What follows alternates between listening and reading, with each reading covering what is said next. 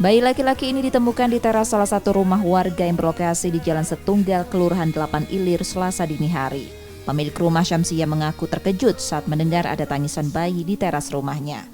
Penemuan bayi yang kemudian ramai di media sosial diperkirakan bayi baru berusia 3 hari, diduga sengaja ditinggal orang tuanya. Awalnya sih saya nggak tahu, bapak yang nemuin kan, bukan nemuin suara bayi, dengar suara bayi. Terus buka gorden, belum buka pintu, buka gorden penasaran kan apa bayi apa bukan.